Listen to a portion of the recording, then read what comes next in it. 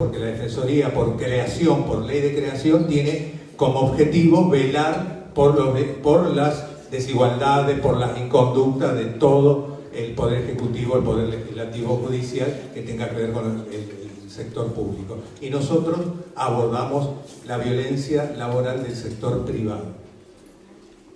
Le hago un repaso breve porque creo que somos bastante para hablar y los tiempos son escasos, de cómo abordamos nosotros el tema. Nosotros abordamos particularmente, nos asentamos mucho también en el convenio 190, donde yo digo que el convenio 190 es una herramienta fundamental, una declaración fundamental, la recomendación 206 del convenio 190, que nos dice qué debemos hacer. Pero eso es una cuestión que corre por mi cuenta. A veces no tenemos las herramientas, no te dicen. Creo que por ahí la representante de Argentina para la OIT lo dice. Entonces tenemos que sacar cranear, hacer nuestras cuestiones propias, cómo abordar el tema de la violencia laboral. Y es donde yo le decía el otro día a una compañera del sindicalismo allá en Santa Fe, el trabajo fundamental es la prevención. ¿Y la prevención por dónde? Por la sensibilización. Es importantísimo que cada uno de ustedes, de nosotros, el Estado nacional, provincial, municipal, los sindicatos, los empleadores y nosotros acompañando, sensibilicemos de la importancia de que el conflicto no escale. Porque el conflicto en todo ámbito de la vida personal, nosotros, la humanidad, estamos atravesados por los conflictos y por lo tanto las relaciones personales, laborales también. Pero el conflicto a veces hay que hacer de que no escale.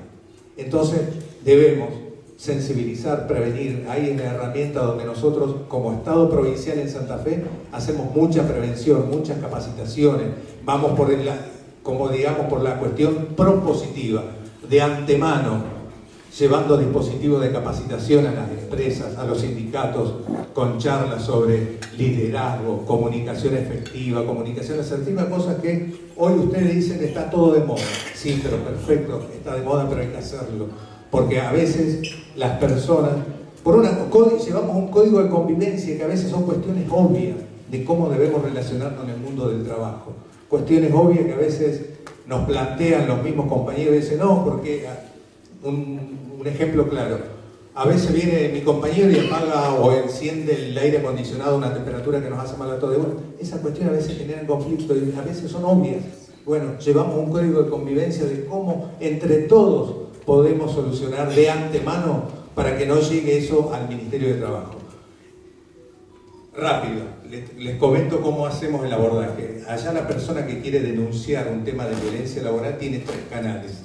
Uno, un 0800, donde los operadores reciben la comunicación anónima y si detectan los operadores de que es un caso de violencia laboral, nos lo derivan al equipo encabezado por mí. Y ahí nosotros tomamos contacto con la persona, ya sea en forma presencial o virtual, a veces por la distancia, para que no hacerla venir a la persona, y nos comenta un poco de la situación que está padeciendo, como para nosotros poder abrir en nuestro protocolo de actuación.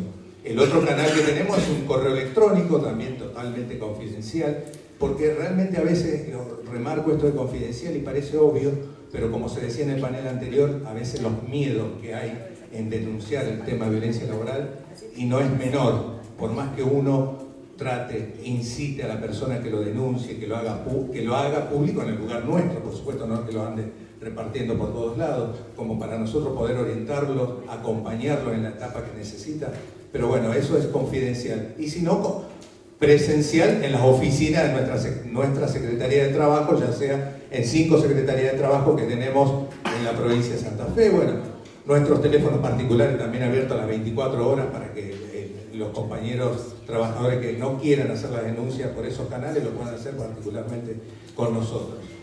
Ahí nosotros abrimos, una vez que detectamos casos de violencia laboral, abrimos un protocolo donde citamos al empleador y lo ponemos en conocimiento de los hechos. Y le hacemos una audiencia informativa, no conciliación, no enfrentamos a las partes. Sí, nosotros le ponemos una audiencia informativa donde nosotros ponemos en conocimiento de los hechos denunciados y le damos un plazo de 10 a 15 días hábiles para que haga una investigación, y si no la pueden hacer solo, que la hagamos en compañía del Ministerio de Trabajo, nosotros estamos para eso, de acompañar e investigar esos hechos, como para que haga investigación y luego haga un descargo. Por supuesto se labran actas donde tenemos un speech incorporado de que en la persona, en esa acta, no debe ser despedida por razones de esa causa, por esa denuncia. O sea, y después tenemos la segunda audiencia informativa donde nosotros nos traen y le ofrecemos también que nos traigan un protocolo, porque hay empresas cuando vienen que no toman conocimiento de antemano de los casos de violencia y nos dicen, si yo lo sabía, lo solucionaba antes de este tema. A veces, ¿cuál es el problema? Que no tienen las empresas los lugares o los recursos donde una persona pueda ir a hacer conocer el sufrimiento o el padecimiento que está justamente sucediendo en su vida laboral. Así que nosotros hacemos mucho hincapié, vuelvo a decir, propositivamente con los dispositivos de antemano para que los conflictos no estallen, y una vez que los conflictos escalen y llegan a nuestro ministerio debemos actuar de la mejor manera y acompañando a la persona con un equipo de trabajadores sociales, un equipo de un psicólogo que da una mano grandísima orientando a la persona, porque en ese momento que la persona llega a nuestro ministerio, llega totalmente dolida, llega totalmente quebrada y busca el acompañamiento. Y ustedes, perdónenme que diga, no se dan cuenta la importancia de que uno les ponga el oído a esa persona, escucharla, y que a veces se toma un vaso de agua, se seca unas lágrimas, sean mujeres, sean varones en esto, y te dicen que ustedes me hayan escuchado y me digan que pueden actuar. Sinceramente para nosotros es un gran logro como Estado. No todas las personas, quiero aclarar, que vienen a hacer una denuncia de violencia laboral quieren que abramos protocolos. Nosotros a veces no podemos obligarle a la persona, porque hay que entender también que no es fácil. No es fácil hacer una denuncia de violencia laboral porque tienen miedo de que qué va a pasar luego con eso, qué va a pasar con mi trabajo, y nosotros eso no lo obligamos, pero sí no podemos dejar de recomendarles de que es importante de que nosotros como ministerio actuemos ante la denuncia de violencia laboral.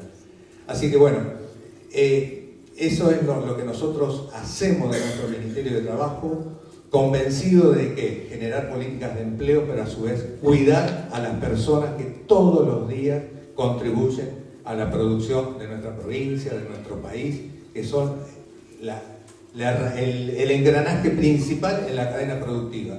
Nosotros queremos trabajadores y trabajadoras sanas, que se sientan bien en su lugar de trabajo. La cuestión económica, la macroeconomía, como también se decía en el panel anterior, no lo podemos cambiar desde las provincias, pero sí podemos ayudar mucho a que esa persona se sienta mejor en su ámbito laboral, se sienta mucho mejor, mucho más saludable, con estas recomendaciones de la OIT de ambientes sanos y seguros, saludables. No sé si tengo más tiempo.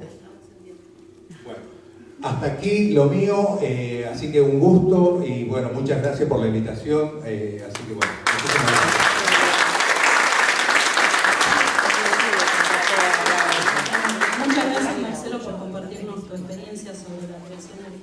Del organismo en la provincia de Santa Fe.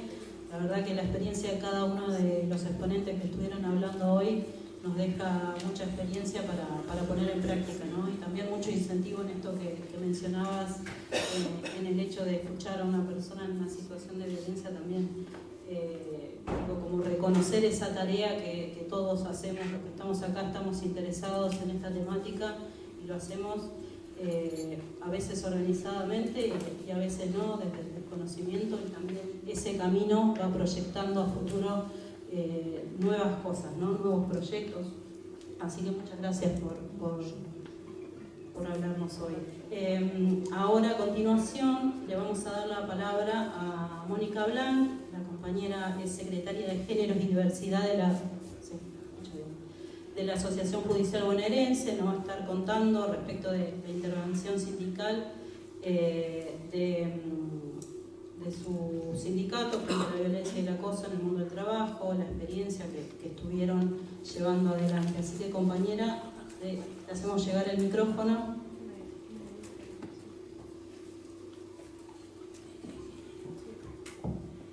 tardes, buenos días, compañeras, compañeros y el público presente. Yo ante todo quiero agradecer este espacio porque justamente hablar de violencia y acoso en el mundo del trabajo. Acércatelo, compañera. Ahí está, eso. Solamente cantando. Entonces, es importante, ¿no es cierto? Es una tarea, considero, incómoda, difícil, y digo incómoda porque uno tiene que discutir relaciones de poder, tiene que interpelar a determinadas estructuras institucionales que muchas veces siguen sosteniendo estos silencios, estas violencias, y particularmente uno tiene que cuestionar prácticas históricamente naturalizadas. Hoy quiero compartir con ustedes la tarea en la Asociación Judicial Bonaerense relacionada con la aplicación del convenio 190 de la OIT y particularmente el trabajo articulado entre la Secretaría Gremial y la Secretaría de Géneros y Diversidad.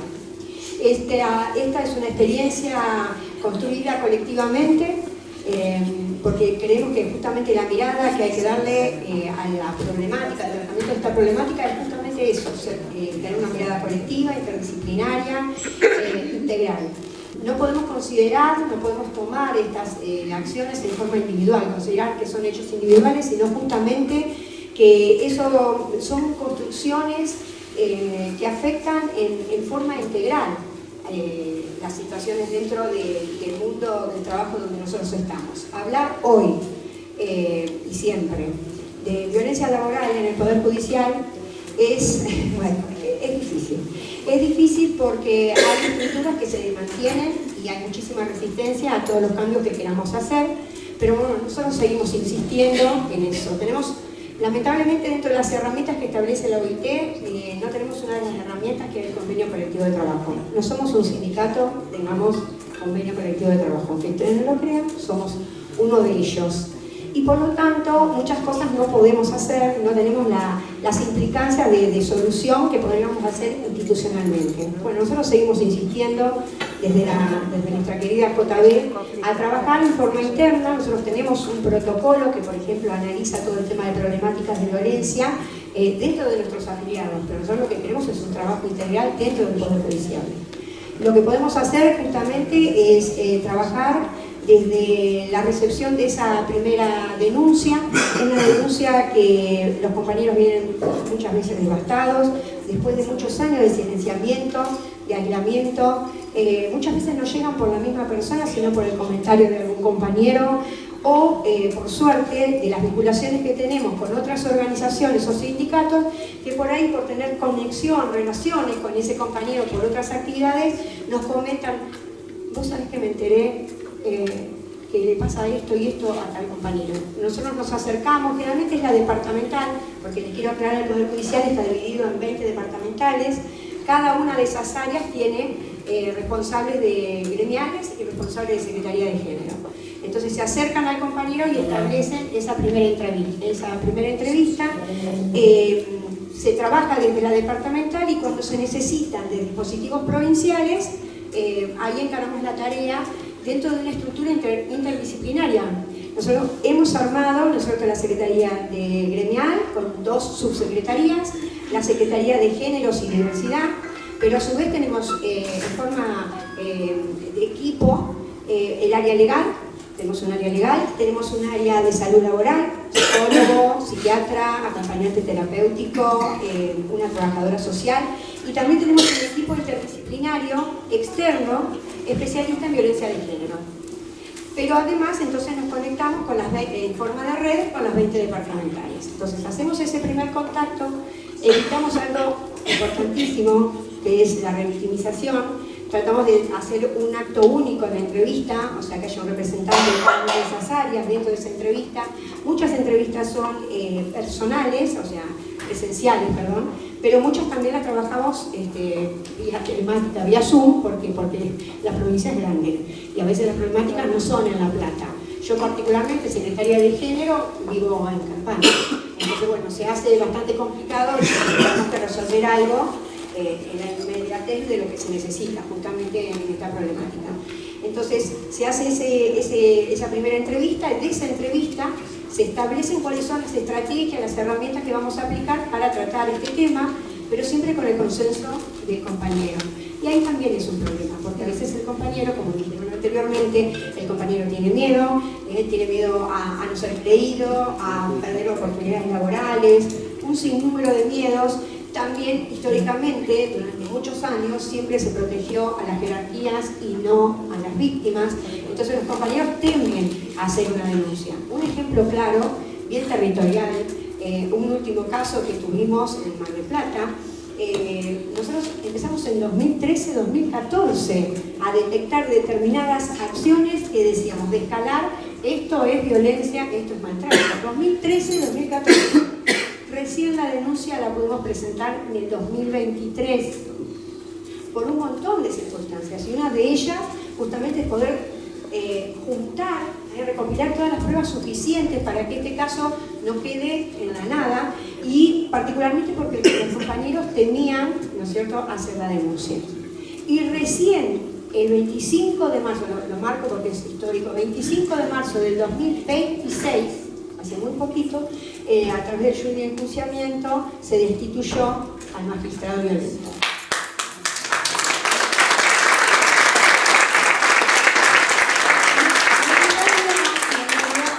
Es un trabajo conjunto, porque no fue solamente, exactamente, por eso hoy me reía cuando veía la nómina de las compañeras, de las personas que iban a compartir, y dije, la doctora Slavin. La doctora Slavin también participó mucho en esta situación, y muchas gracias, doctora. Participó mucho, y realmente, bueno, los compañeros se dieron cuenta, es necesario empezar a romper el silencio institucional, porque situaciones de violencia hay miles, todos los días. Yo si les cuento todo lo que viví el día martes, solamente un día, puedo hacer un manual. Entonces, está tan invisibilizada esta situación, tan naturalizado el maltrato, que a veces cuesta las mismas personas duden si lo que están viviendo es violencia laboral. Y cuesta muchísimo llegar a esto. Cuando se llega, nosotros los capturamos, porque realmente, a lo mejor ese compañero que se animó a denunciar, hubo 3 o 4 anteriores que nos vinieron a contar, pero no quisieron denunciar. Nosotros tenemos un mapa de riesgo de las distintas dependencias del Poder Judicial. No nos sorprenden, cuando vienen no nos sorprenden. Generalmente es algo muy sistemático. ¿Quién tiene la culpa? Y la culpa la tenemos todos. Tenemos desde las personas que no se dan cuenta que no tienen que vivir en un mundo de violencia, de maltrato, desde los funcionarios y magistrados que creen que la única forma de tratar a la gente es de esa manera, cuando me parece totalmente lo contrario. No digo que seamos amigos, nosotros no queremos los empleados, los agentes, como nos dicen, que es terrible, eso también todavía que esté esa diferenciación, agentes, funcionarios, magistrados, es terrible. Pero bueno, hay que clasificarnos de alguna manera. Es muy... Por criticar me fui de la entonces, sinceramente, es muy difícil encarar el trabajo si no nos ponemos de todos lados. ¿Hemos logrado avances? Sí. ¿Tenemos desafíos? Sí. El primero, el que decía de poder romper este silencio institucional. El segundo, evitar siempre como dificultad la revictimización, porque los compañeros que se atreven a denunciar después pasan por procesos burocráticos prolongados, emocionalmente desgastantes. Estoy hablando que desde el 2014 póngale desde el 2023, que fue que presentamos la denuncia, 3 años después logramos esto. Y esto fue exitoso en el sentido de poder sacar a un magistrado violento. A veces no sale. A veces determinan que no, que bueno, y lo sancionan un mes. Y esa persona estuvo años sufriendo. Pero bueno, así es la cosa. Entonces, así es la cosa en el Poder Judicial. Seguimos nadando en dulce de leche, porque es la mejor forma de explicarlo. Seguimos insistiendo, desde la JB participamos en el Comité de Género de la Corte, siempre insistimos en que es la necesidad de tener un protocolo claro, de tener dispositivos interdisciplinarios permanentes, de tener mecanismos que permitan accionar y poder intervenir. Se han avanzado, por ejemplo, escuchaba en la anterior mesa que el tema de cuando se empezó a incorporar el tema de las licencias por violencia de género. Nosotros fueron anteriores, en el año 2019 ya tenemos establecido el tema de dentro de la acordada 2300, que es la que regula un montón de acciones del personal, pero el tema de licencias se incorporó, ¿no es cierto?, la licencia por violencia de género. Pero dentro de ese mismo acuerdo que les estoy mencionando, que es el 3949, se había pedido en el 2019 que hubiera un programa de seguimiento y análisis de todas estas denuncias y la forma de tratamiento. Y estamos en el 2027 y todavía no estamos. Entonces nosotros particularmente estamos trabajando activamente en la propuesta de presentar, o sea, es una presentación de un protocolo que permita trabajar, no solamente, porque hablo en particular con el tema de violencia de género, pero estamos hablando de un protocolo de abordaje para todo lo que tenga que ver con la violencia laboral y el acoso. Estamos trabajando, queremos que este año lo vamos a poder terminar y lo vamos a poder presentar. Hay tres representantes dentro de este comité. Que les habla, una compañera que es la secretaria de género de la departamental Morón, que pertenece al colectivo trans, y la secretaria adjunta de la JB, que es también secretaria de género de la Federación Judicial Argentina. Nosotros vamos a presentar ese protocolo y también estamos esperando la respuesta, el análisis de la Corte misma, porque en marzo presentamos una modificación, o sea, la posibilidad de incorporar y modificar dentro de las licencias todos los artículos que tienen que ver con cuidados, con salud y acompañamiento, que no están regulados dentro del sistema y que hoy por hoy nos hace utilizar los 3 días particulares del año. Nos hace, lamentablemente, hay compañeras que terminan usando las famosas carpetas psiquiátricas, que en realidad no, o sea, tienen una dolencia, obviamente es una dolencia, pero terminan porque el desgaste de no tener de pronto licencias que permitan acompañar a sus adultos mayores, a sus hijos discapacitados. Tenemos licencias que son 3 días para tal cosa y se fallece un hijo que tiene 5 días. Obviamente que después va a una carpeta, ya sabemos que esa compañera va a decimos a carpeta psiquiátrica y nadie quiere decirlo porque tratan el tema de psiquiatría, tener carpeta psiquiátrica es nefasto, no, es necesario, es necesario. Entonces todas esas peleas, bueno, son las del día a día. Obviamente que para nosotros el convenio 190 nos da una herramienta, la recomendación 206, o sea, no solamente todo lo que nos indica que justamente estas problemáticas son violatorias de los derechos humanos, son obstáculos concretos para nosotros poder tener un desarrollo de un trabajo decente, de la dignidad y de la trayectoria que tenemos que tener de vida todos los compañeros trabajadores. Entonces, el convenio nos sirve, pero obviamente también nos implica muchísimos desafíos que todavía como estructura no tenemos. Pero nosotros creemos que la prevención es sumamente necesaria. Nosotros instalamos a través de la Secretaría de Capacitación y el Centro de Investigación e Información de la JB numerosos cursos de profundización, espacios de sensibilización, cursos de capacitación, para que todos estemos preparados y darnos cuenta que esto no es una problemática que es acorde. O sea, hablar del Poder Judicial se hablaba de que son formas de conducción, del mal clima laboral, de exigencias del trabajo o simplemente así funciona el Poder Judicial. No estamos de acuerdo, no estamos de acuerdo. No es así como debe funcionar el Poder Judicial. No quiero ahondar más, yo me río porque habíamos preparado una ponencia para un determinado tiempo, después me dijeron no es otro tiempo, entonces voy a cortar muchísimo, pero algo que para nosotros es sumamente importante es una acción reparadora. En el mismo juicio del que estuvimos hablando, 4 compañeras fueron trasladadas a otras dependencias para trabajar. Esas 4 compañeras son administrativas. En el interín de toda esta situación, de todo este proceso, hubo movimientos de personal dentro del Laboral 4, a los cuales estas compañeras, como no estaban en esa estructura, no pudieron acceder.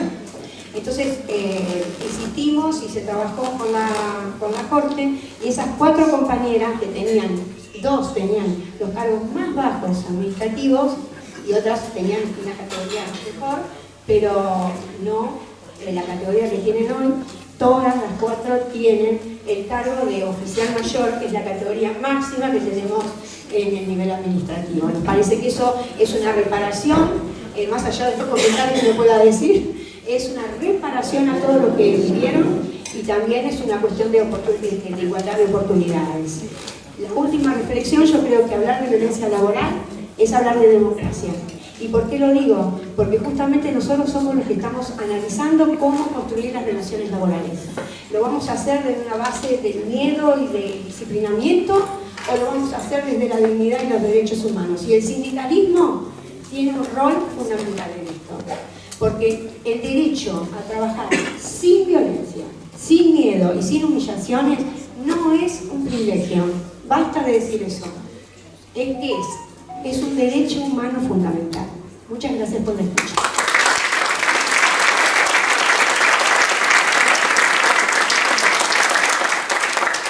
Muchísimas gracias, Mónica, por tu exposición. La verdad que creo que todos aquí acompañamos, ¿no? Esperamos que llegue a buen puerto ese protocolo.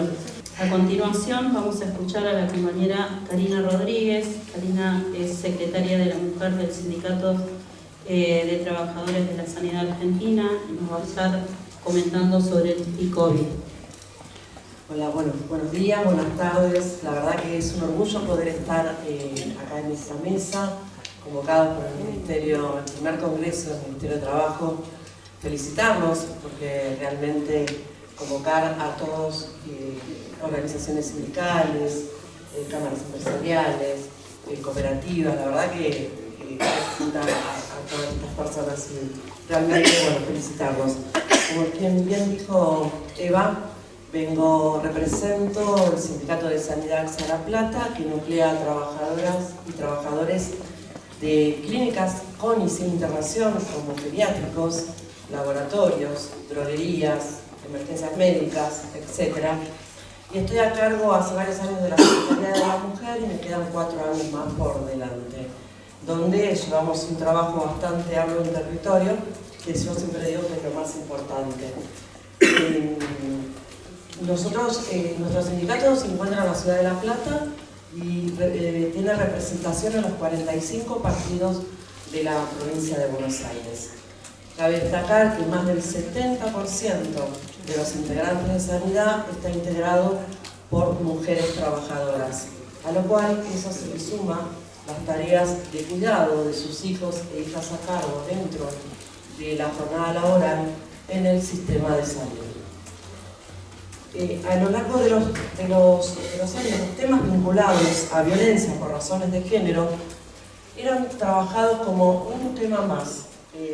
Solamente se tocaban los temas de capacitaciones a afiliados y afiliadas, temas gremiales, pero las violencias eran un tema más. A raíz de eso se pensó desde la organización, desde la Secretaría de la Mujer, formar un programa integral contra las violencias, que lo llamamos PICOVID, que es un programa que lleva abordaje y seguimiento en diferentes situaciones y que es sumamente confidencial. Una vez que el trabajador o la trabajadora presume tener una situación de violencia, se comunica al programa a través de las secretarías o de la Secretaría Gremial, porque la realidad es que trabajamos articuladamente con la Secretaría Gremial, y en ese momento se tiene una primera escucha con una dupla del equipo. Como bien dije, segura, confidencial, y desde ahí se empieza a abordar la situación, si se presume una situación de violencia o una conflictividad laboral, porque como siempre sabemos, con los conflictos laborales, con la violencia laboral, realmente hay un hilo muy finito y a veces se puede generar esa confusión. Una vez que tienen esa entrevista, a partir de ahí se empieza a abordar con cómo se empieza a llevar adelante esa situación. Se hace a través de un breve consentimiento, se llena un formulario con un breve consentimiento de la trabajadora o el trabajador, porque en realidad no realizamos nada de lo que el trabajador y la trabajadora no quieran, porque siempre lo que nosotros cuidamos es la estabilidad laboral de la persona, ¿no? Así que bueno, nosotros, como les dije, veníamos trabajando muy fuertemente. En el año 2022 se generó el primer protocolo interno en relaciones por razones de género. Y en el año 2025 se actualizó, se hizo una reestructuración y se llama hoy Protocolo Marco Integral para el abordaje de las violencias en el mundo del trabajo, donde, bueno, hoy estamos trabajando muy fuertemente con ese protocolo. Previo a esto, con la capacitación a delegadas y delegados en la temática cómo funciona el COVID, ¿no es cierto? Así que bueno, la verdad que, como dije, me parece muy importante poner hoy que estás contando todo esto acá. Como bien dijo la compañera, me quedé en el panel anterior lo que decía la ministra, que la realidad es que nosotros como sector privado nos cuesta mucho más todo, ¿no? Porque no contamos con esas licencias, como vos bien decías, y todavía existen esas carpetas psiquiátricas que están mal vistas, porque a nosotros con la parte privada, con los empresarios nos cuesta muchísimo, porque si bien a veces las compañeras, las trabajadoras tratan de sacar una licencia, no sé, vacaciones, pero tienen que terminar recurriendo a las carpetas por psiquiatría, por salud mental, y ojalá que a un no largo plazo podamos tener esas licencias que puedan favorecer a las trabajadoras. Ustedes se preguntarán si solamente llevamos adelante abordajes a mujeres trabajadoras. No, también tenemos los trabajadores también sufren violencias, las diversidades sexogenéricas también sufren violencia, y sabemos bien que nosotros hay una desigualdad en los sectores jerárquicos donde hay desigualdad de poder, y la verdad que se van naturalizando y también trabajamos ahí. Con capacitaciones, con charlas en los establecimientos, con difusión, bueno, nada, como decía, la verdad que el convenio 190 es la herramienta más importante que hoy tenemos en el sector privado. Esa es la realidad. Así que bueno, espero no olvidarme de nada, pero la verdad que nosotros, para los trabajadores y las trabajadoras de sanidad, el PICOVI, el Programa Integral contra la Violencia, que bueno, si me estaba olvidando, perdón, lo más importante, está integrado por profesionales, donde hay una médica, una abogada, una comunicadora social y una psicóloga, es una herramienta fundamental para las y los trabajadores de la sanidad, porque la escucha es importante, siempre digo esto, ¿no? La escucha es lo más importante que hay hoy ante una situación de violencia. Así que, como les decía, es una herramienta importantísima que nosotros cuidamos mucho y valoramos mucho, y donde los trabajadores también se acercan con esa confianza para poder contarles lo que sucede, que cuesta mucho a veces, cuesta mucho porque todavía existe ese miedo, y hoy sobre todo, como están las cosas, como todos ya sabemos, cuesta mucho más. Así que hay que generarle confianza al trabajador, hay que generarle confianza a la trabajadora y poder acompañarlo, siempre. Así que, nada, gracias por este espacio nuevamente, agradecerle, felicitar al Ministerio, a Walter Correa y a Munel a nombre de todos, y nada, un orgullo estar compartiendo esta mesa con todos ustedes. Muchas gracias.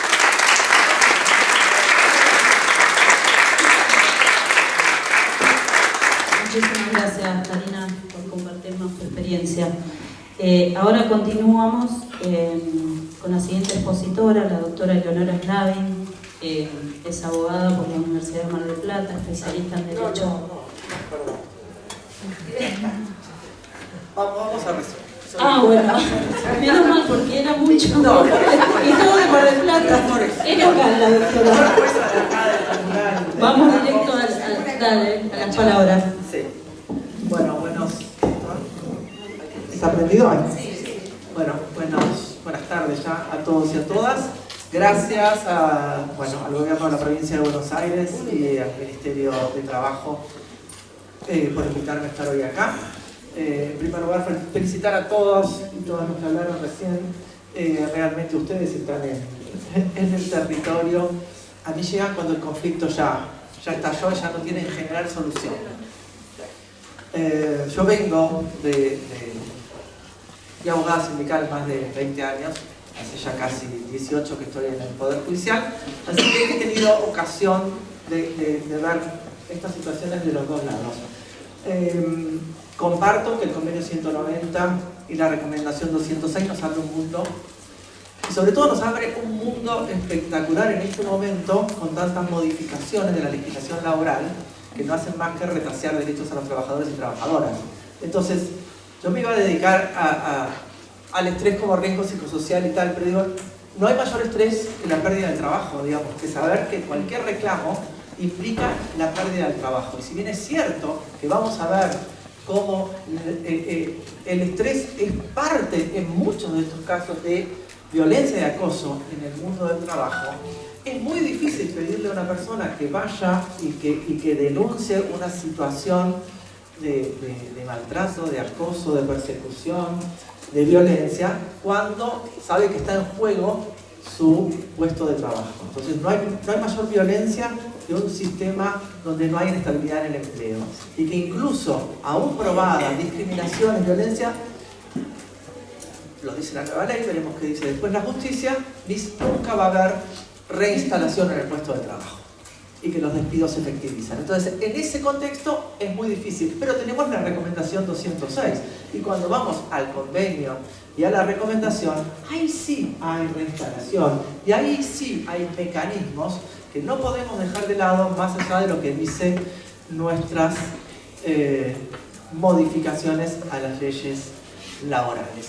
Y creo que esto es importante que lo tratemos porque más allá de que muchos hacen la comparación de lo que fue la flexibilidad de los 90 con lo que es los cambios legislativos que se están dando, creo que hoy tenemos toda la Constitución reformada en el año 94 y todos los convenios internacionales y los tratados de derechos humanos que nos dan la base para poder sostener muchos de los derechos que consagran esas normas, y no solamente lo que consagran esas normas, sino lo que dicen los organismos encargados de interpretación de esas normas. Algo vimos la semana pasada con la declaración de la Corte Internacional de Justicia respecto al derecho de huelga. Pero bueno, no quiero olvidar el tema.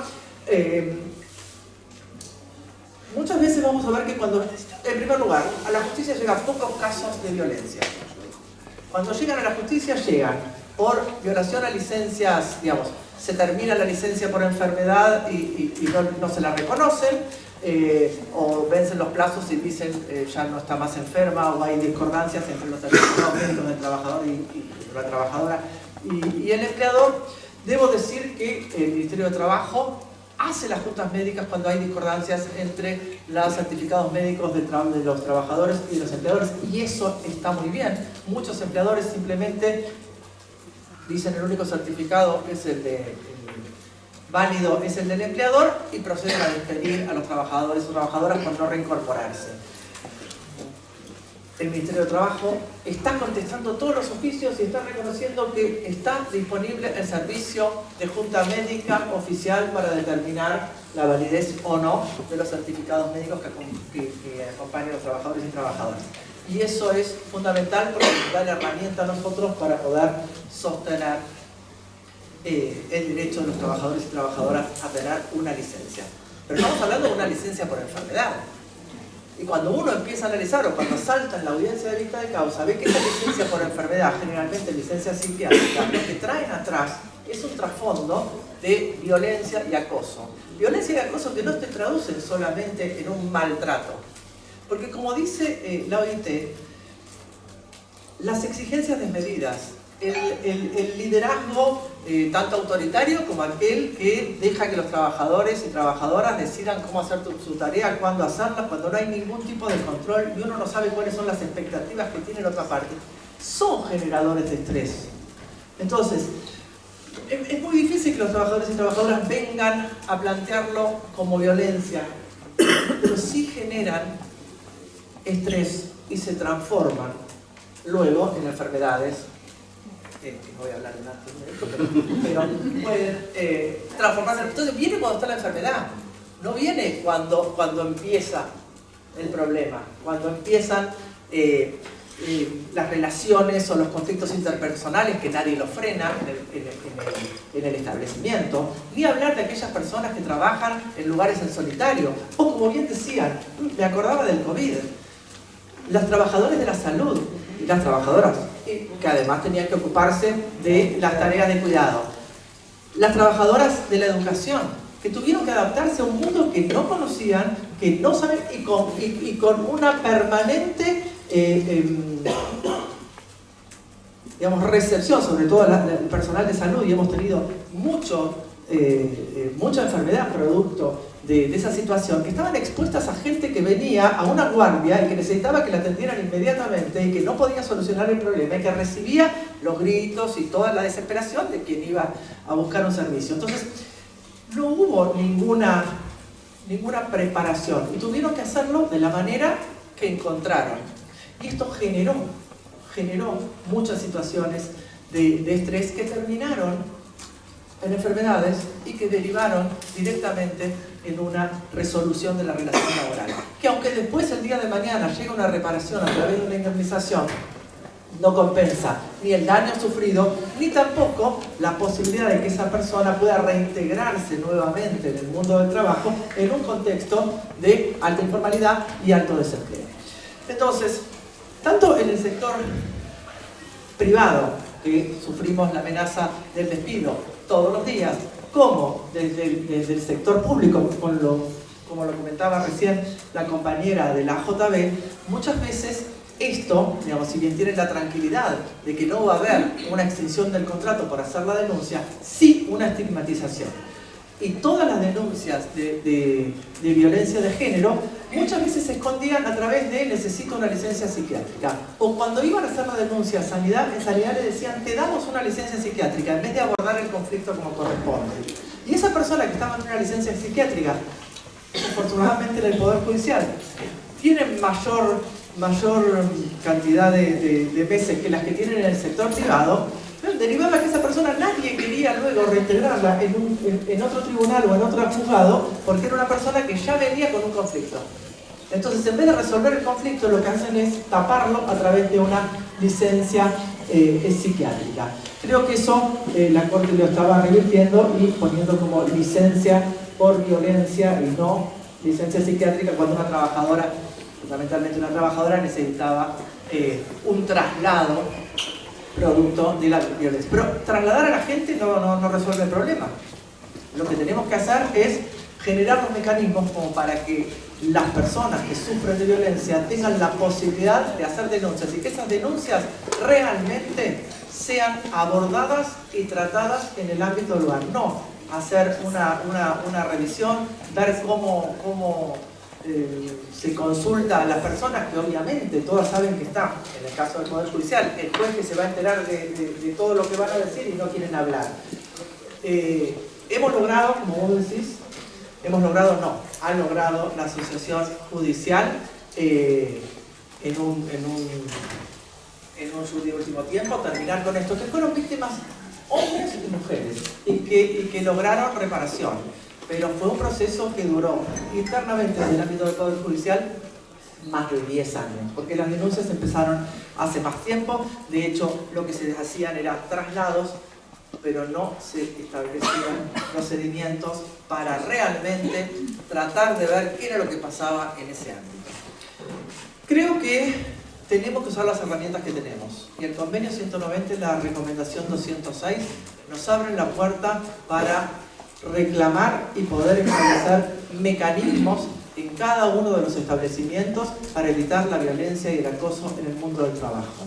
No es posible seguir a esta altura tolerando situaciones de violencia y acoso. Un mundo sin violencia no creo que sea una utopía. Es algo que nosotros tenemos que luchar día a día para que se haga realidad. Y desde acá, tanto las organizaciones sindicales como los trabajadores y trabajadoras de su lugar, como el Poder Judicial y en mi caso como jueza, tenemos que arbitrar todas las medidas para hacerlo posible. Pero tengo que decir, cuando llega al Poder Judicial, son muy pocos los casos que llegan como denuncias de violencia y acoso. No se usan los mecanismos preventivos que tiene la recomendación 206. No hemos tenido, creo que desde el año 2019 que se hace el convenio a la fecha, más de una pedido de separación precautoria en el puesto de trabajo, pero nada más. Lo que nosotros recibimos son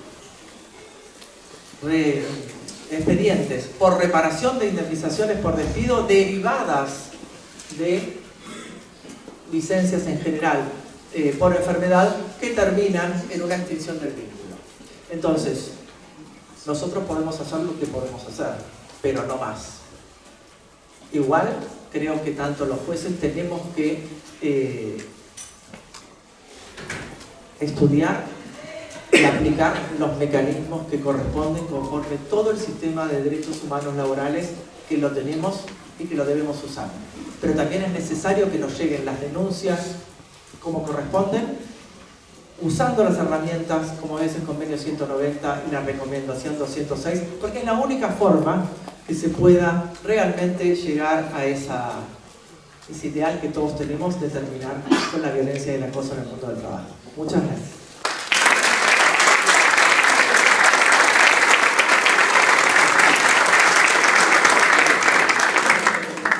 Gracias, Eleonora, por tus palabras. La verdad que es muy importante lo que mencionabas. Durante el panel de la mañana también se estuvo diciendo que la prevención es muy importante. En la provincia de Buenos Aires trabajamos en eso también durante todo este último tiempo. Tuvimos contacto con sindicatos, saben que hacemos llegar las capacitaciones. Tuvo durante 2 años seguidos la diplomatura conjuntamente con la UNSAM. Esas capacitaciones nos parece que son herramientas preventivas también, ¿no? Porque nos llevan al ámbito de trabajo, al sindicato, para charlar estas cuestiones, más puntualmente en cada sector, ¿no? A donde lo llevamos. Y también, mencionar que existe un mecanismo en la Dirección de Violencia Laboral, que es un organismo reciente, ¿no? Que surge a posteriori la estructura orgánica del convenio 190, pero estamos trabajando en eso, y este panel, este foro provincial, que también viene a continuación de foros regionales que venimos haciendo en lo que son las delegaciones regionales del Ministerio de Trabajo. También la idea es llevar eso, ¿no? Ir avanzando, abarcando territorialmente en cada lugar en donde llegamos. Así que sí. Creo que todos coincidimos en que nos faltan, tenemos varios desafíos que fueron mencionando los diferentes expositores, pero creo que el camino es ponerlo sobre la mesa y ver cada uno en la parte en la que le toque, ¿no? Desde el rol de la justicia, como decía la compañera al principio, de los sindicatos, y de nuestra parte del Poder Ejecutivo, del rol administrativo también, ver en qué manera podemos avanzar en estos desafíos que se nos plantean. Contamos con la presencia del ministro y seguimos con la próxima expositora, que es la compañera Karina Mancini. Karina Mancini es licenciada en Trabajo Social, es presidenta y fundadora de la Asociación Ambiente Laborales Libres de Violencia, está especializada en prevención de las violencias en el mundo del trabajo, salud laboral, integral, salud mental, género y cuidados. Desarrolla también acciones de sensibilización, formación y articulación institucional vinculadas a ambientes laborales seguros. Cari. Gracias, Eva. Y gracias también por darnos la posibilidad de participar de esos foros regionales, una herramienta esencial para la prevención desde el punto de vista de sensibilización y capacitación y formación a los trabajadores. Bueno, primero, muy buen día. Mi trabajo hoy va a ser tratar de realizar algunos aportes para una agenda preventiva en el mundo del trabajo, y esto lo voy a hacer desde un enfoque de la sociedad civil. No pertenezco sí pertenezco, pero no en este caso, voy a hablar del ámbito sindical, y también desde el trabajo social, una disciplina una profesión que varios de los integrantes de esta mesa, y me alegro muchísimo, han empezado a incorporar a sus lugares, a sus espacios de salud laboral, así que, y por supuesto de violencia. Así que celebro también eso. Agradezco la presencia del ministro, un honor. Muchas gracias por esta iniciativa de formar el Congreso Bonaerense del Trabajo. Y bueno, y quiero también volver a agradecer especialmente a la directora Eva Casas la invitación de participar acá en este foro y la posibilidad de compartir algunas reflexiones de las que venimos trabajando desde el año 2014 en la ONG que se llama Alivio Ambiente Laboral Libre de Violencias. Incluso, como en 2014, mucho antes de la adopción del convenio 190 de la OIT y la posterior ratificación en Argentina. Alivio integra además la Asociación Civil Fuerza de Mujeres de Participación Inclusiva y forma parte de la Red Iberoamericana por la Dignidad y el Trabajo en las Organizaciones. Contarles que había preparado una presentación que hoy, bueno, no se pudo pasar, pero quienes quieran se lo pueden solicitar a Eva, que con mucho gusto se las puede compartir. Si hubiera que sintetizar en una sola frase el horizonte que nos ha guiado en este recorrido de todos estos años, probablemente esa frase sería: prevenir es la clave. Porque prevenir demanda construir condiciones de trabajo más saludables, más igualitarias y más humanas.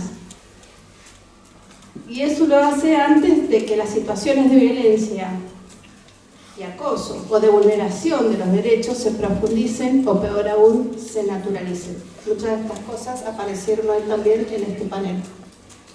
Las violencias laborales, todas, no pueden pensarse como hechos aislados ni excepcionales, también en concordancia con lo que se habló acá en esta mesa. Están considerablemente vinculadas con las desigualdades estructurales, las formas de organización del trabajo y las dinámicas institucionales que inciden en la salud, en el bienestar y la dignidad de las personas trabajadoras. Hablar de violencia y acoso en el mundo del trabajo implica, por lo tanto, abordar un amplio conjunto de dimensiones relacionadas entre sí. Los riesgos psicosociales, ¿no? Hoy hablabas de estrés también, Eleonora. La salud mental, apareció mucho el concepto de las carpetas psiquiátricas, tanto en sanidad como en poder judicial. De cuidados, esto apareció muy poquitito, de derechos, de organización laboral y de calidad de vida. Esta perspectiva resulta aún más relevante hoy cuando las violencias laborales se actualizan a través de nuevas formas de organización y de control como la hiperconectividad, el trabajo en plataformas, el acoso digital, la vigilancia algorítmica, nada menor, ¿no? Y las prácticas cada vez más aceleradas y deshumanizadas del trabajo. En este sentido, las violencias laborales son también una forma de violencia social. Por eso cada vez resulta más evidente que violencia laboral, salud mental, riesgos psicosociales y organización del trabajo forman parte de un mismo problema estructural. Desde allí emerge uno de los grandes desafíos contemporáneos: pasar de respuestas centradas exclusivamente en la reparación a estrategias preventivas sostenidas. Durante muchos años, gran parte de las intervenciones institucionales se concentraron principalmente en actuar cuando el daño ya se encontraba instalado. Y vaya que fue difícil, ¿no? Compañera, años para que una causa pudiera florecer como corresponde. En este sentido, los debates impulsados actualmente por los organismos internacionales nos muestran que estamos frente a un cambio histórico en la manera de pensar la triada trabajo, salud mental y cuidados. Esto es quizás un poco lo que vengo a incorporar, a aportar a esta agenda para seguir pensando cómo seguir con la violencia y acoso en el mundo del trabajo. Ya no estamos frente a debates aislados. El convenio 190 y la recomendación 206 marcaron un punto de inflexión muy importante, pasar de una lógica centrada exclusivamente en la reparación hacia una lógica preventiva. Y justamente por eso la prevención no puede limitarse únicamente a protocolos o respuestas administrativas. Y bienvenidos sean los protocolos y las respuestas administrativas. Exige construir culturas institucionales capaces de escuchar, actuar tempranamente y promover ambientes laborales seguros, saludables y libres de violencia. Y en definitiva también implica una decisión ética y política, decidir que la dignidad humana vale más que la reparación. Por eso uno de los grandes desafíos pendientes sigue siendo elaborar herramientas preventivas capaces de identificar tempranamente condiciones y riesgos que puedan generar sufrimiento, violencia y daño antes de que esos procesos se naturalicen o se vuelvan irreversibles. En este sentido quiero dejar algo que es un dato no menor. La Superintendencia de Riesgos de Trabajo de la Nación, existe una herramienta para medir los riesgos psicosociales que está validada en Argentina, que se basa en el COISTAS 21. Pero esta herramienta, la validación, que hizo un gran trabajo a través de universidades y de muchísima participación, es anterior al convenio 190 y es anterior a la sociedad de los cuidados. Por lo tanto, falta ahí un poquito de construcción y eso también es una tarea pendiente que les dejo a quienes tienen la capacidad y el poder de tomar las decisiones en ese sentido. Desde el trabajo social, que es mi disciplina de profesión, sostenemos que este debate exige abordajes integrales, interdisciplinarios y situados. No es lo mismo lo que sucede en el agro, en la empresa, en el Poder Judicial, en sanidad. En este marco, nuestra disciplina tiene aportes concretos para fortalecer una agenda preventiva en el mundo del trabajo. Detección temprana de situaciones de riesgo, escucha institucional y acompañamiento en los procesos de intervención, prevención y abordaje de riesgos psicosociales, fortalecimiento de redes de cuidados y del bienestar organizacional, diseño de políticas preventivas más humanas y sostenibles. La incorporación de profesionales especializados, otro tema que también surgió acá, en prevención y salud laboral integral, no debe entenderse como un gasto. Debería comprenderse como una inversión estratégica en sostenibilidad humana. También es importante reconocer otras dos cuestiones que son centrales. Los procesos, la primera es que los procesos de transformación institucional no son automáticos. No podemos cambiar la cultura organizacional de un día para otro. Y el otro es que no todas las organizaciones están dispuestas a cuidar. Todavía existen modelos laborales que sostienen dinámicas basadas en el desgaste, la precarización y la reemplazabilidad permanente de las personas trabajadoras. Y justamente por eso la prevención no puede depender solamente de la buena voluntad institucional. Requiere regulación, políticas públicas, fortalecimiento sindical y una mirada ética sobre el trabajo, los cuidados y la sostenibilidad de la vida. Y en este camino resulta indispensable integrar perspectiva de género interseccional, porque las mujeres y diversidades continúan enfrentando los mayores niveles de precarización, desigualdad, sobrecarga de cuidados y exposición a múltiples formas de violencia y acoso en el mercado de trabajo. Por eso creemos necesario avanzar hacia una agenda preventiva capaz de pensar no solamente cómo trabajamos, sino también cómo queremos vivir. Porque estamos en un momento histórico en el que ya no alcanza con administrar las consecuencias del sufrimiento laboral.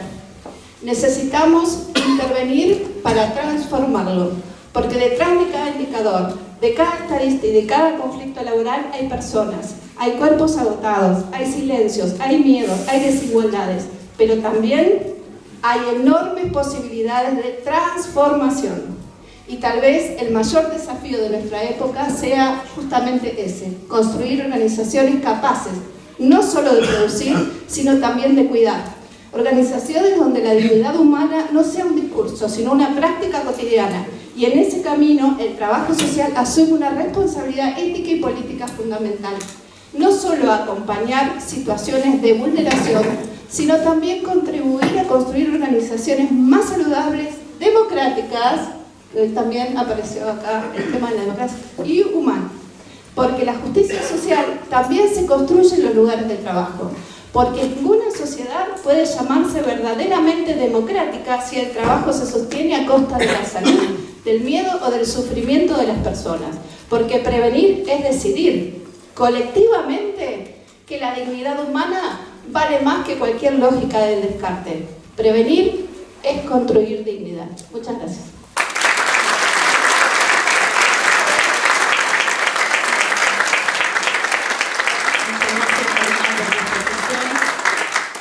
Ahora continuamos con el ministro de Salud. Las palabras, nos va a estar dando unas palabras finales. Nicolás Kreplak es ministro de Salud de la provincia de Buenos Aires, médico clínico, sanitarista, militante, tiene un magíster en salud pública de la Universidad Nacional de Rosario, es docente también y bueno, es amplio el currículum, así como Eleonora, muy amplio. Te dejamos la palabra. Muchas gracias, Eva. Bueno, buenas tardes a todos y todas. Muchísimas gracias, amigo, compañero Walter, por organizar junto con tu equipo, tus compañeras y compañeras este encuentro. Yo siempre creo que los encuentros, estos ámbitos son claves, son esenciales. Se construye mucho acá, se debate mucho y además son un faro que muestra hacia el resto de lo que nosotros pensamos, ¿no? Hacia dónde queremos ir, cuál es el camino. Y es muy importante en este momento poder discutir socialmente qué es lo que pensamos, hacia dónde queremos ir. Pareciera a veces que la discusión está hegemonizada por un sentido bastante poco humanista de la vida y que los humanos y su subjetividad y su trabajo y cómo trabajan son factores de ajuste continuos para que cierre un modelo. Nosotros tenemos una ventaja muy particular, que es trabajar en la provincia de Buenos Aires con un gobernador que nos plantea de marco. El marco de trabajo nuestro es cómo logramos hacer que las condiciones de vida de nuestro pueblo sean mejores. El marco, el objetivo, todo lo que podamos hacer después. A mí me toca la salud, a Walter le toca el trabajo, a otro le tocará la educación, pero en un marco general en el cual tenemos que lograr que el pueblo viva mejor, que los trabajadores estén mejor. Entonces nos permite tener un sentido, un horizonte. Después es también capacidad, habilidad y creo que hay muchas cosas para discutir. Yo quizás hablo de algunas cosas de salud, pero no quiero hablar exclusivamente de salud. Quiero hablar un poco, o salud en todas las cosas. Un poco las compañeras están hablando también de la salud mental, de las condiciones de trabajo en general, pero dentro de todo eso también está el mundo de la salud, que quizás lo use como ejemplo para hablar de otras cosas. Porque el mundo de la salud, bueno, hoy Pili habló bastante, me parece, y un poco más específicamente en la mesa anterior, yo llegué un poco después, pero creo que porque ya nos conocemos y sabemos lo que hacemos, Pili es nuestra directora del área de violencia en el ámbito laboral y tenemos una serie de dispositivos planteados, unos cuantos dispositivos planteados que tienen la vocación, la intención de prevenir, de abordar tempranamente las problemáticas de violencia. ¿Por qué sucede eso? Bueno, la salud, como debe pasar en el Poder Judicial, no tengo duda que pasa también en la seguridad, pero en la salud es muy especial. Es un ámbito muy técnico, muy tecnocrático, con una serie de capital simbólico muy fuerte. Ese capital simbólico genera diferencias iniciales entre unos y otros. Y por las condiciones de trabajo, el estrés en lo que se labura, las relaciones con la subjetividad, es un ambiente naturalmente violento. No digo que sea espontáneamente violento, digo que en su naturaleza, en su construcción, es violento. Y cuando nosotros empezamos la gestión, fue una serie de trabajos centrales, está incluido en el plan quinquenal nuestro, pero fue el primer congreso de salud de la provincia, que empieza con una jornada de residentes. La temática central de la jornada de residentes fue la erradicación de la violencia, porque la violencia se ejerce, o se ejercía, como forma de disciplinamiento de organización en los primeros años de formación, para generar la reproducción del sistema de violencia continuamente.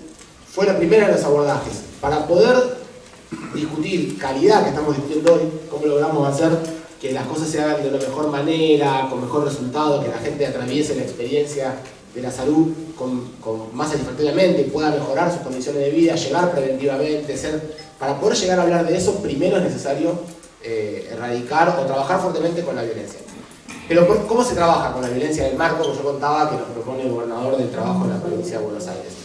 Bueno, el trabajador es un objeto, el trabajador es una variable de ajuste o el trabajador es un sujeto.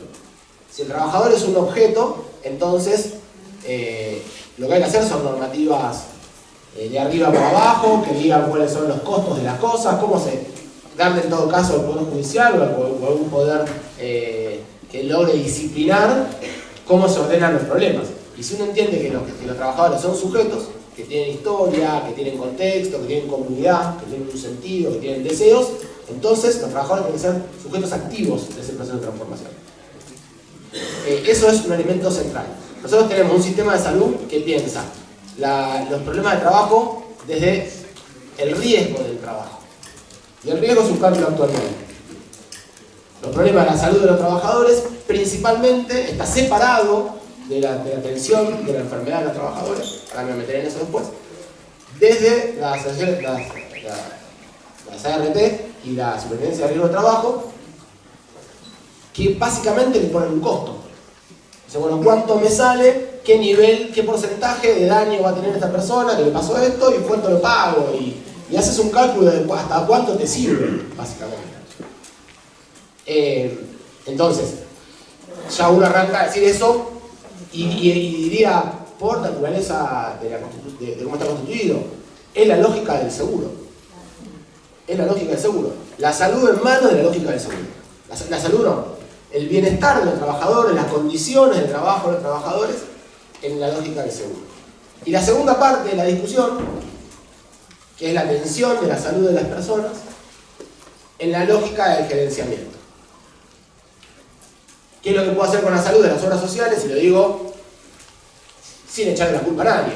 Digo, es lo que sucede. Contratar servicios. ¿Qué hace la obra social? Contrata servicios de clínicas, de consultorios, para que cuando alguien se enferme, más fácil o menos fácil, pueda atenderse su enfermedad. ¿En dónde está el sujeto activo para prevenir los problemas del trabajo en ese lugar? ¿Dónde está el diálogo que construye mejores condiciones de trabajo? O lo pago si no puede laburar, o cuando se enferma trato de atenderlo rápido, lo más eficientemente posible, porque tengo una gerenciadora que atiende bien. Nosotros cuando empezamos el trabajo en el Ministerio de Salud, abordamos este tema y se vino la pandemia. Con todo lo que teníamos arriba, faltante de trabajadores, de recursos, infraestructura, todo. ¿Qué fue lo primero que hicimos nosotros? Llamamos a los sindicatos. Nos sentamos en una mesa con los trabajadores y dijimos, bueno, tenemos este problema, el problema de todo el pueblo argentino. ¿Qué vamos a hacer con esto? Vamos a sentarnos a laburar, y me falta esto, me falta tecnología, me falta barbijo, me falta esto otro. Bueno, esto es lo que nos falta, vamos a poner orden de prioridades, yo voy a conseguirlo, ustedes ayúdenme a que... ¿Y qué hicimos? En el Ministerio de eso, y luego en cada hospital, en cada delegación, en cada dirección, de arriba para abajo, abajo para arriba, en todos lados, discutiendo. Acá hay directores de hospitales, Hugo no puede dar testimonio porque estaba director en ese momento, se tuvo que sentar con los trabajadores y decir, bueno, ¿cómo vamos a abordar este problema? Vamos a hacer así el circuito de trabajo, vamos a hacer así las cosas. Si uno no lo hace de esa manera, iba a ser sobre el temor, el desconocimiento y la obligación a los trabajadores de hacer una cosa, resistencia, disputa, mal uso de los elementos de protección y de la prevención, más enfermos, más violencia, más complicación. Digo, por supuesto no se puede hacer en el marco de ajuste y regresión, solo se puede hacer en un marco en el cual estés incorporando, estés distribuyendo poder hacia las bases. Si vos pensás que el poder se consolida de arriba para abajo, solamente bajo la posibilidad de pagar, de la guita o del palo, entonces por supuesto no te va a servir de nada venir a una mesa de discusión, pues en esa discusión van a brotar innumerables problemas. Y hoy hablábamos con Pili recién, los problemas de mi solución. Por supuesto que una vez que uno abre una mesa de trabajo aparecen los nuevos problemas. Entonces hay que armar un nuevo espacio de trabajo, un nuevo dispositivo de trabajo. ¿Cómo podemos pensar? Yo digo cuentas de salud, pero vale para otras cosas. ¿Cómo podemos pensar en un sistema de salud que se permita la posibilidad de abrir instancias de discusión para ver cómo, en principio uno tiene que trabajar con los que trabajan, ¿no? Nosotros hicimos unos primeros programas, fue cuidar a los que cuidan. Si nosotros no pensamos en un ámbito de prevención y de cuidado de los laburantes de la salud, cuando nosotros queremos que tengan sensibilidad y capacidad de entender las problemáticas de su comunidad, del barrio, del territorio, de su población, te van a decir, trabajador roto, incapacidad de poder entender subjetivamente a otro que está roto. Lo vengo a agarrar, lo objetivizo, lo trato de un cuerpo enfermo. Le puedo entender el electrocardiograma alterado y medicalizar esa parte. Pero su problemática para poder trabajar en la prevención va a ser imposible si la propia problemática del trabajador no está incorporada. Ahora, la discusión que tenemos en el sistema de salud en este momento, además del ajuste, de sacarse, esto no es problema mío, es problema de los demás, además de esta cosa así muy, por supuesto que violenta, el modelo que está de fondo detrás de esto es la mercantilización de la salud. Lo que está de fondo es transformar a la salud, hacer un salud igual a atención médica. Entonces, si salud es igual a atención médica, los problemas de la salud son prácticas, consultorios, medicamentos. Explíquenme en qué lugar de eso está la posibilidad de discutir condiciones de trabajo. ¿Qué hacemos con la prevención de los trabajadores? Entonces hay una gran discusión que darnos. Eso es lo que quiere hacer el Ministerio de Salud de la Nación con la salud, es lo que quería hacer Macri con la salud, lo que quiere hacer el Ministerio de Salud con la salud, pero es lo que hace mucho tiempo hacen las obras sociales. Hace mucho tiempo que la seguridad social es muy parecida a una prepaga. ¿Quién vio prevención en una prepaga? Bueno, prevención puede ser como mucho ir a caminar en una ergometría y hacerse. Eso no se llama prevención. Eso no es prevención. El chequeo, no, sí, el service. Eso, además de que no sirve, no es prevención. Eso es una parte de los diagnósticos precoces que permiten, sí, prevención secundaria. Pero el trabajo de prevención es un trabajo que tiene mucho más que ver con la participación y con poder construir un ámbito donde la posibilidad de enfermarse sea menor. Hoy estamos hablando todo el tiempo de la problemática de la salud mental. Bueno, hay muchas razones para que tengamos que hablar de la problemática de la salud mental. Hay muchísimas, y la mayor parte de esas vuelven a la lógica esta del problema de mi solución. Hay muchas de las cosas que hoy se hablan que antes no se hablaban. Hay muchos más problemas que hoy pueden expresarse, que pueden ser síntomas y que pueden generarse, más allá de que también, por supuesto, enferma no tener una perspectiva de vida a largo plazo, la incapacidad de pensar que si sos un pibe de 20 años te vas a poder, no sé, ir a vivir solo, tener una pareja y pensar en tener tus hijos en una casa donde puedas vivir porque quizás no tenés esa posibilidad económica. Eso también está fácil. Pero no solo están los sectores populares en condiciones de vulneración, de mayor empeoramiento de su problemática de salud mental, pasa en todos lados, hay en todos los grupos etarios, en todos los grupos sociales. Por supuesto que hay cuestiones de la época, que tienen que ver con quizás algunas cosas que hemos resuelto bien también, como por ejemplo poder hablar de la salud mental, como por ejemplo que los hombres podamos hablar de la salud mental. Eso los hombres no podíamos hace unos años, no estaba habilitado, excepto que seas un intelectual de alguna parte de la ciudad de Buenos Aires o algún lugar más, en el resto. Y hoy no, hoy en todos los sectores, en el sector popular, los pibes quieren hablar de la salud mental. Eso tiene sus cosas positivas, son un problema gigante y tiene cosas positivas. Bueno, ¿qué más violento se les ocurre? O no sé, yo la verdad que lo pienso, y soy una persona que tengo mucha suerte, me pude formar y trabajo en cosas que me gustan. ¿Qué más violento puede ser que tu vida laboral dependa de tu capacidad de pedalear? Y que encima no llegues a morfar. Y eso, por supuesto que es muy dañino en términos físicos.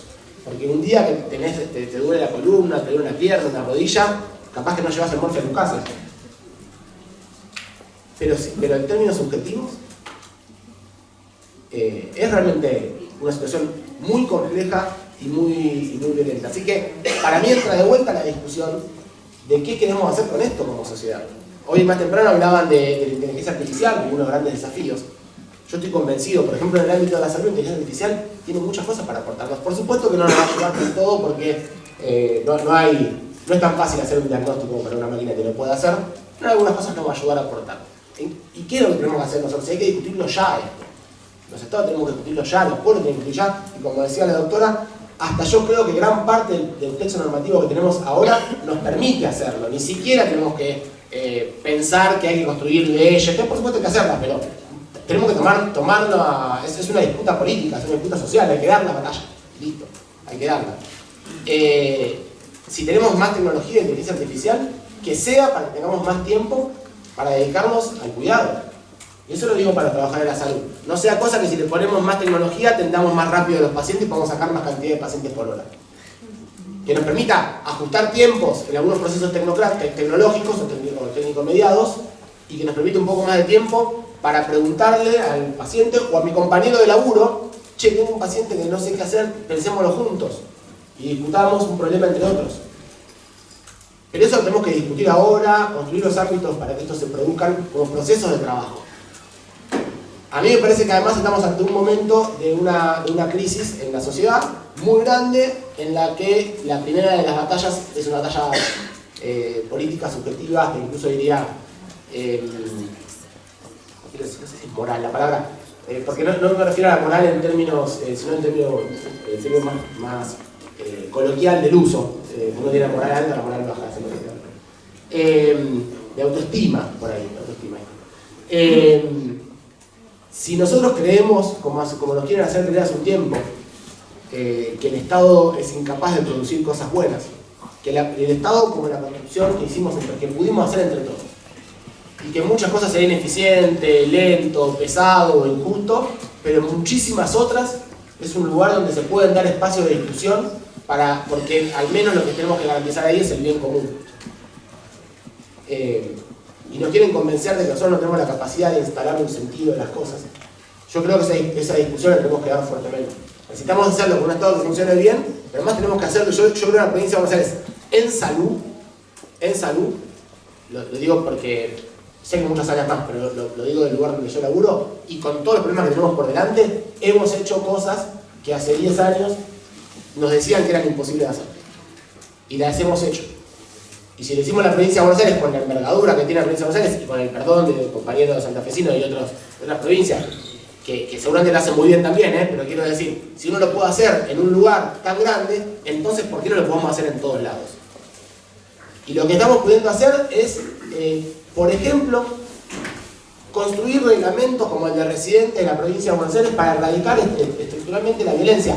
¿Se van a reproducir violencia en algún lugar? Por supuesto, pero hay herramientas institucionales, lógicas de trabajo, protocolos, ámbitos que nos permiten abordar esa problemática de una manera distinta. Porque si nosotros no ofrecemos un Estado que garantice o que funcione de una manera eficiente y que responda a las necesidades del pueblo, la discusión que tenemos es, esto hay que achicarlo, hay que mercantilizarlo, hay que dárselo al privado para que haga un negocio para aquellos que sí lo pueden acceder a esta parte de las cosas.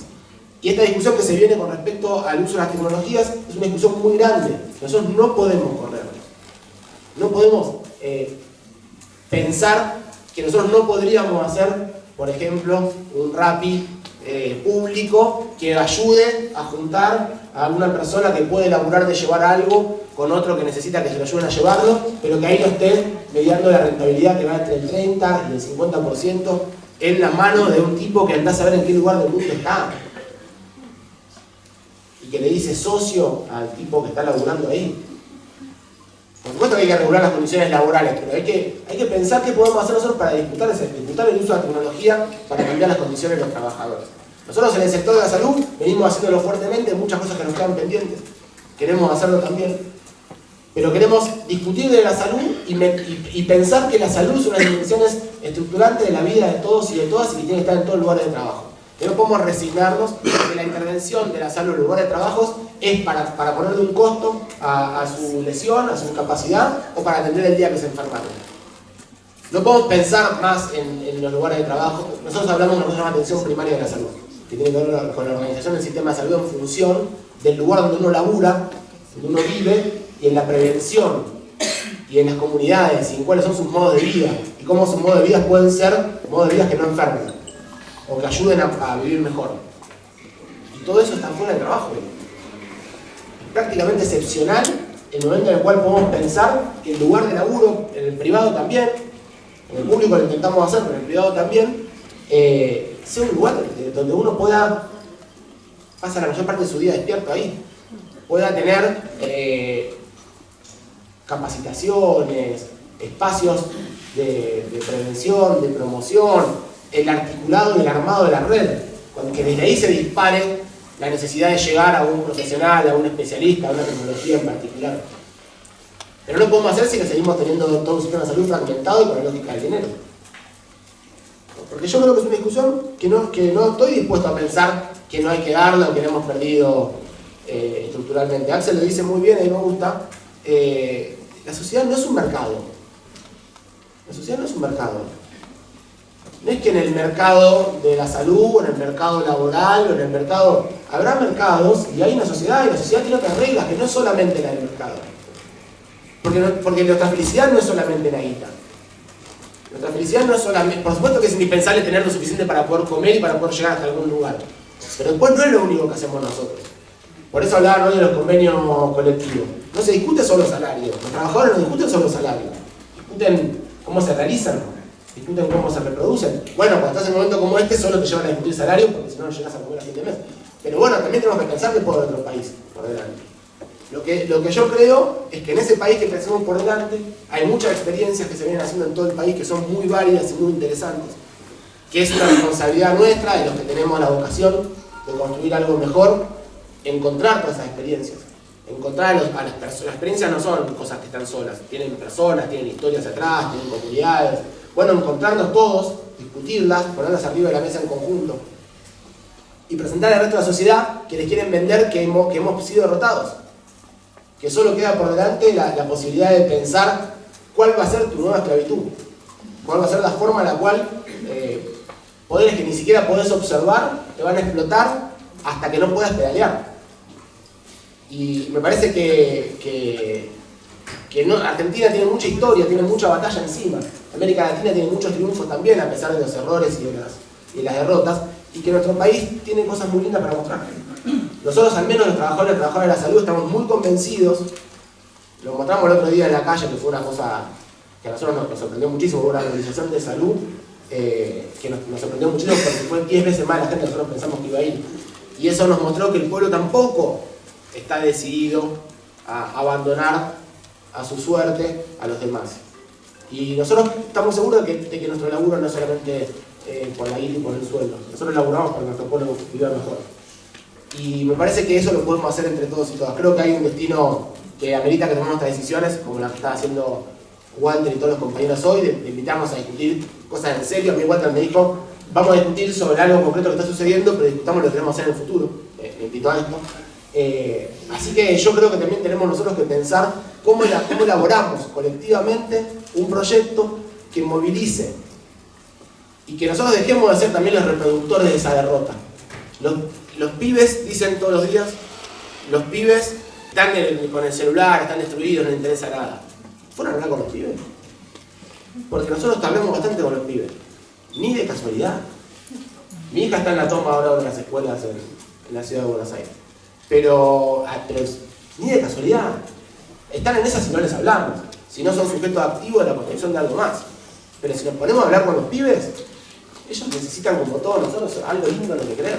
Y la última de las discusiones tiene que ver solamente con la guita o con ser famoso, como parece en Instagram. Entonces me parece que nosotros tenemos que dejar de ser reproductores de ese derrotismo y tenemos que pensar cómo nos encontramos más con compañeros y compañeras que ahí me enseñaron cuando yo empecé a militar en el peronismo, que ese era nuestro ámbito, que los compañeros y compañeras eran nuestro ámbito y que con compañeros y compañeras vamos a construir lo que necesitamos. Muchísimas gracias.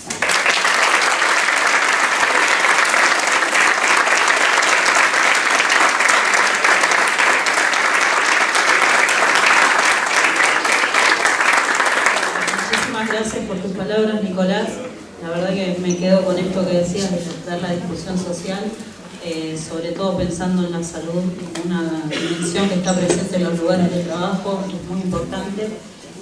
Bueno, como los expositores saben, les fuimos comentando en el primer y en el segundo panel, ahí tenemos compañeras, las relatoras, que están tomando nota de todas las propuestas, todo lo que se fue virtiendo en todas las charlas, lo que fueron diciendo.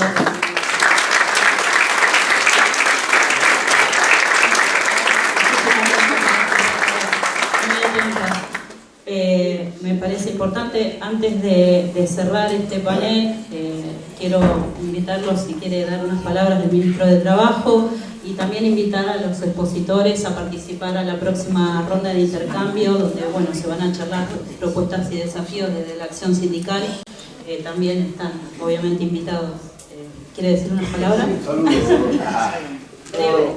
Un cachito más y bueno, en principio agradecer a todos y a todas esta contundente participación de todos los sectores reales del mundo del trabajo. La verdad que a nosotros nos enorgullece configurar esto, ¿no? El hecho de tener una herramienta basada en la discusión, en el debate, de los componentes reales del mundo del trabajo. Recién acá hablaban del tema de esta cuestión de los trabajadores y las trabajadoras por medio de plataformas, ¿no? Esa es la denominación correcta, por medio de plataformas. Y yo lo hablaba el otro día con Nico, lo charlábamos del tema, esta matriz que ha cambiado, ¿no? Que por ahí mi matriz de formación como trabajador era el hecho de mi esfuerzo capitalizarlo en una cuestión económica. Y hoy hay un cambio sociológico en los pibes, en las pibas, que por ahí no están matrizados como nosotros.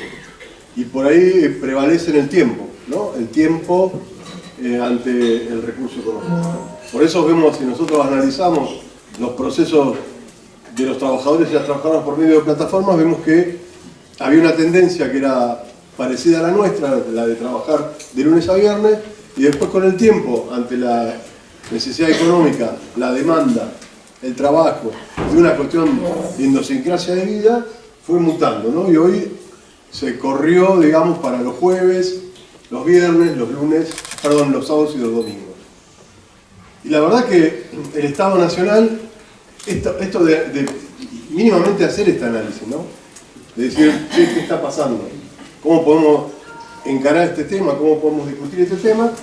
El Estado Nacional, la pseudo-modernización laboral, excluye a todo este colectivo tan grande de trabajadores y trabajadoras por medio de plataformas. Nosotros nos hacemos cargo de esta discusión. El planteo que nos hace el gobernador, ¿qué hacemos con esto? ¿Qué hacemos con esto? Y en esto de qué hacemos con esto, bueno, nosotros ahí, conforme a las recomendaciones de OIT, les comento que participamos el año pasado, ante la ausencia del Estado Nacional, la provincia ha participado, y me parece algo muy interesante, ¿no? Cuando se debatió y se discutió por primera vez en OIT la situación de los trabajadores y las trabajadoras por medio de plataformas, hubo dos posiciones. Una posición que era ir transitando el camino de los derechos de esos trabajadores hacia un convenio colectivo.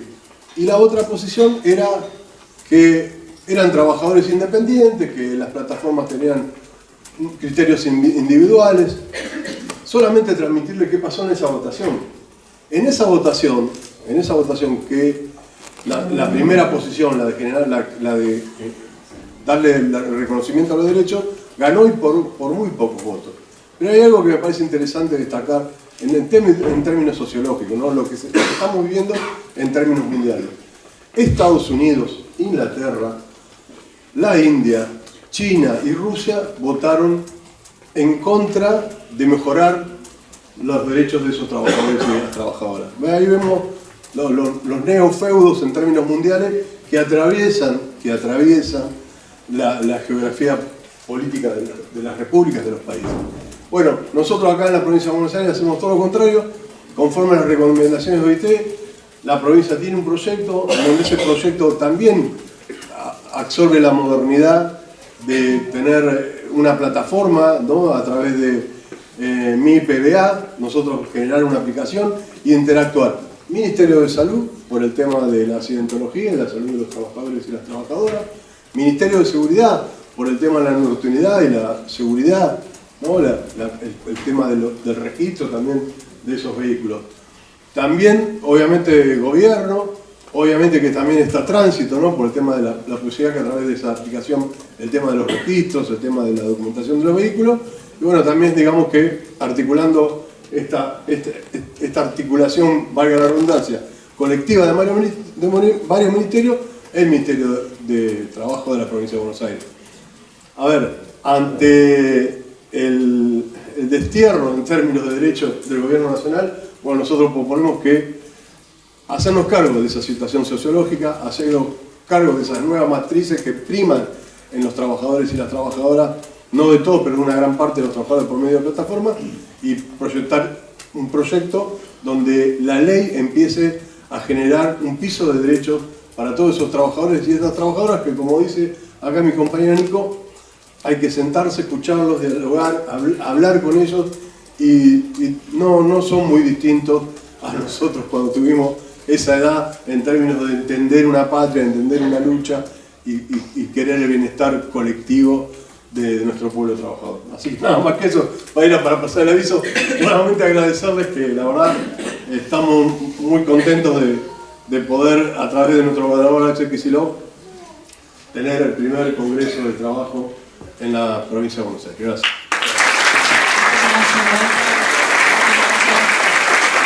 Y ahora, damos por finalizado este panel.